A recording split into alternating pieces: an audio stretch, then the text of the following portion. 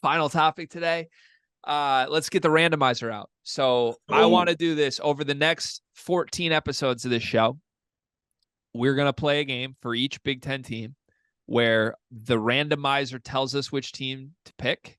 And then we're going to imagine a world where this team either wins a national championship for Purdue or Michigan State or makes a Sweet 16 for everybody else. And we're going to tell you how they did it. What is the biggest things that needed to happen for that to come to fruition? So we have 14 teams in a randomizer cart. Moment of truth. What team are we doing today?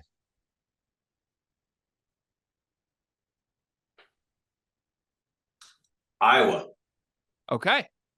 Iowa Hawkeyes, formerly my favorite Big Ten basketball team. I was going to be the head coach of this program for the first 16 years of my life. They let me down when we were in Iowa City last year. There's a lot of work to be done for this program now that the Murray twins are gone. Let's flash forward, whatever you want to call it. We're at the end of March.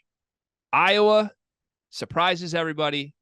They are in the Sweet 16 in the second weekend of the NCAA tournament. How did they get there? Brock Harding is freshman of the year in the Big Ten. Tony Perkins becomes what you see him as a top, top 10 player in the. I think I had him eighth. If Tony Perkins is a top 10 player in the Big Ten, and Pat McCaffrey takes a step. Pat McCaffrey takes a step as far as I think that them losing Connor will actually be good for them, because I think Connor did some things, but I think that Pat can do those same type of things, but I think he's more talented. So I think that he takes a step, and and obviously he remains in a good mental space where he's able to play. I think honing in on that three and those three players being good is good enough, I guess, to make us a Sweet 16 run. So I think those are the three things that need to happen. What one do you think is the most important of those three? I think Pat McCaffrey's play. Okay.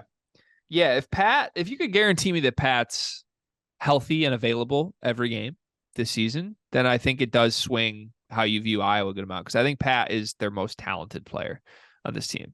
But obviously there's a lot there, and everybody's rooting for Pat McCaffrey. That's not a surprise at this point. 100%. He needs to put it together in order for Iowa to have that happen. Iowa has a lot of breakout candidates in my mind. Like Peyton Sandfort, a lot of people like him. He was very good last season. Now he's arguably going to be the featured guy on this offense. I still think Tony Perkins could be the featured guy. Patrick McCaffrey is probably their most talented player if he's there. You've got Bryce Sandfort, Peyton Sandfort's brother, who we love brothers. Iowa basketball loves their brothers. They just can't get away from it. Jesus. There's a lot of praise on Brock Harding. Like this team has guys you can go up and down and be like, okay, I could see it. They're going to be really good offensively. They're going to be a Fran McCaffrey offense. It wouldn't surprise me if this is a top 10 offense in the country. It wouldn't surprise me if this is a top 2 3-point shooting team in the country. Like, I think if you have Pat McCaffrey and 2 Sandforts and Brock Harding on the floor, like they're going to shoot the piss out of the ball. Okay. Back to my game. If this team's in the second weekend, I think 2 things happen. I think Tony Perkins is all conference. And I think this one's kind of unorthodox card. I think Iowa doesn't play a center. Okay. So can I push back on this? And I think this might get you in on Iowa's center this season. Okay. So haven't watched him at all. So take this with a grain of salt. But when they were posting stats of this game, they had a freshman, 6'11", 225, Owen Freeman. I think he was like a top 150 kid, probably in that range. He was consistently averaging a double-double in their overseas trip. And I don't know who they were playing, but he was averaging a double-double. But this is also a factor. He grew up with Brock Harding. They were AAU teammates, friends. Like they are boys, and they're going together. Does that swing you at all? I mean, I'm kind of in on that. I love a good brother. I love a good friend. Iowa, just brother, friends, family. The brotherhood, the brotherhood. So I do think Owen Freeman is the best big on this team on paper to me. That is how I have it mapped out in my mind. I still think like if Owen Freeman's your best big with the rest of this roster, I think that's like if he needs to be a key guy playing 30 minutes a game, I think this is headed towards like bubble season, maybe like 8 seed ceiling. What I think Iowa has the opportunity to do, which would be special and unique, is kind of what Penn State did last year. Like Penn State played centers a little bit here and there, but like crunch time of a game, Penn State's plan was like, we're just going to bomb you with threes and go full on small ball. Seth Lundy's going to play our 5. Like, good luck. Figure it out. And they zagged when the rest of the conference zigged with all these dominant big men. Now, we've talked about how there's less dominant big men than normal, but there isn't a team this year that's going to go full small ball the way Penn State did last year. Iowa could roll out a crunch time lineup of Brock Harding at point, Tony Perkins at the 2, Sanford at the 3 and the 4, and Pat McCaffrey, 6'9", at the 5, stretch 5. And I don't know. I don't think any team would be able to guard that at all. Like, I think they would get a wide open 3 every single possession if they played that 5. I love that, but Fran Michael McCaffrey would never. You don't think so? No, because he when someone zigs, he families. He doesn't zag.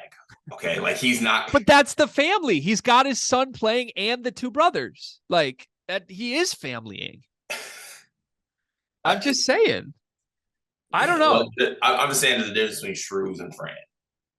Okay, maybe. Tony Perkins. Let's dissect my Tony Perkins love a little bit. Like I said, I have him the 8th best player in this conference on paper. Here's why I'm so high on Tony Perkins.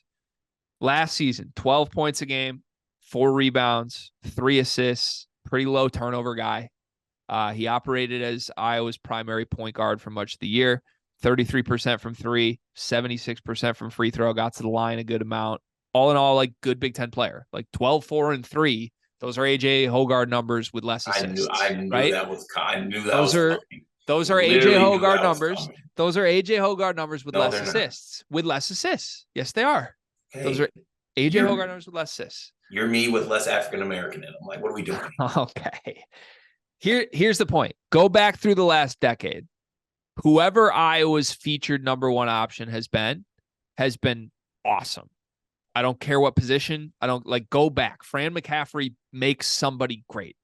Chris Murray, Keegan Murray, Luka Garza, Peter Jock, Jared Utoff. Like you can go back as far as you want. These guys, somebody averages 18 points a game on this team. Andrew White. You can go wherever you want. Different positions all over the place. Somebody averages 18 a game. It's either Peyton Sandfort or Tony Perkins on this team. It can't be Pat? I don't think so.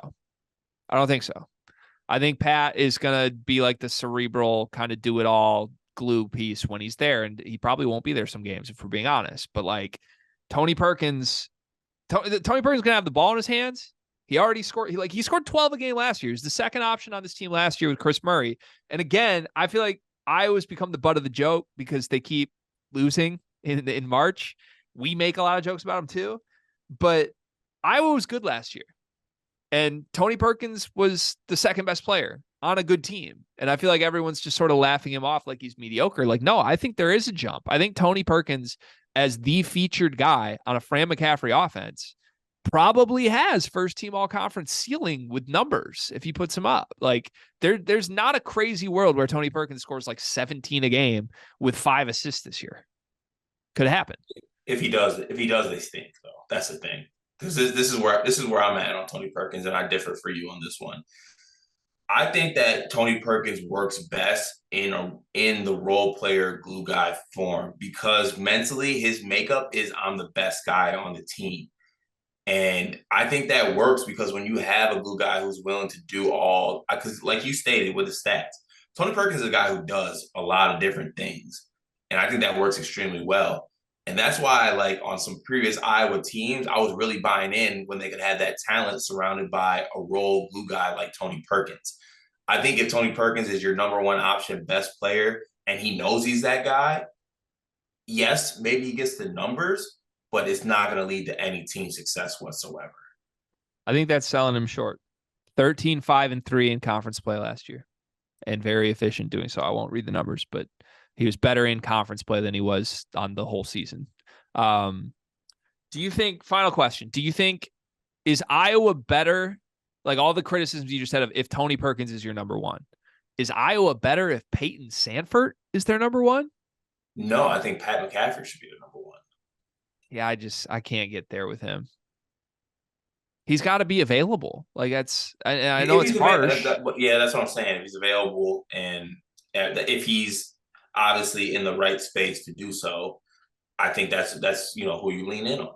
Yeah, I'm not trying to like make light of his situation, or we probably shouldn't even be talking about it, to be honest. But I think it's difficult for a guy who has those struggles to take on the pressure of now you're the face of my dad's team.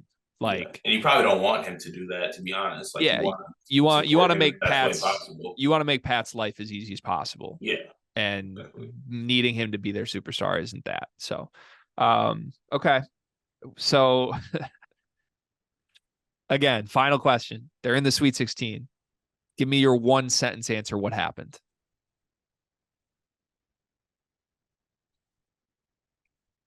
The second variant of COVID came around in their first game and got suspended, and they advanced. They'd still lose the round of 32 to whoever they play. Okay. Sweet 16.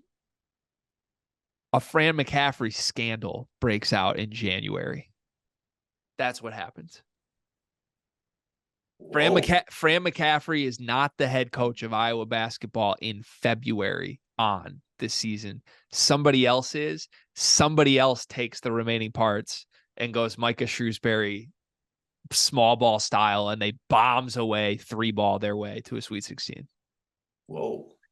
No more comfort for Iowa City. Iowa fans snap out of the comfortable. It's time to shake things up. It's time to shake things. And again, I don't know what the scandal is. I joked about it a couple weeks ago. A couple options for the scandal. Right. A couple options. Good grief.